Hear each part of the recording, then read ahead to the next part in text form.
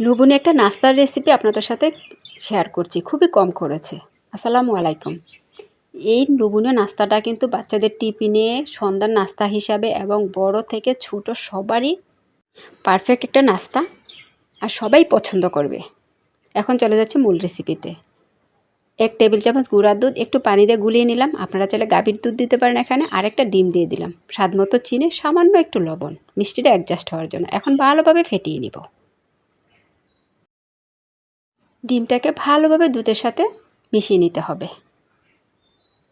ধৈর্য নিয়ে আস্তে আস্তে নেড়েচেড়ে মিশিয়ে নিতে হবে। তারপর ছোটো সাইজের একটা ব্রেডের প্যাকেট নিয়েছি।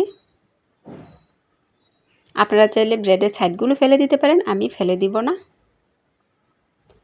একটা ফ্রাই প্যান বসিয়ে দিলাম, সামান্য একটু তেল দিয়েছি। তেলটা গরম হয়ে আসলে একে একে ব্রেডগুলো দিয়ে দিব।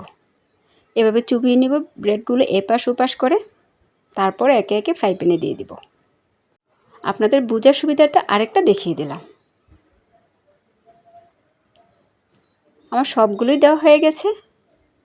কতগুলো ব্রেড হয়েছে মাশাআল্লাহ দেখেন। তারপরও ডিমগুলানো রয়ে গেছে। কড়ার মধ্যে আপনারা কম বেশি দিতে পারেন। এক পাশ হয়ে আসলে এভাবে উল্টিয়ে দিব।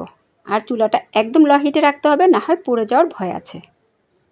পুড়ে গেলে কিন্তু বাচ্চারা খাবে না, একদমই তেতো হয়ে যাবে। এক পিঠ হয়ে আসছে, উল্টিয়ে দিলাম। কতটা লোভনীয় হয়েছে।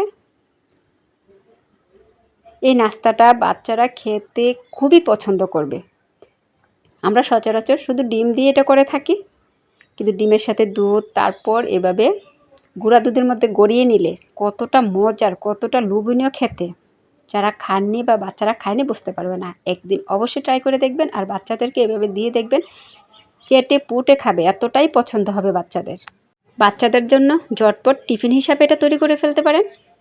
অনেক বাচ্চারা টিফিন খেতে চায় না, এটা দিলে অনায়াসেই খেয়ে ফেলবে। এতক্ষণ ভিডিওটা দেখার জন্য অসংখ্য ধন্যবাদ। আবারও চলে আসবো নতুন এক ভিডিও নিয়ে। ততক্ষণ সবাই ভালো থাকবেন।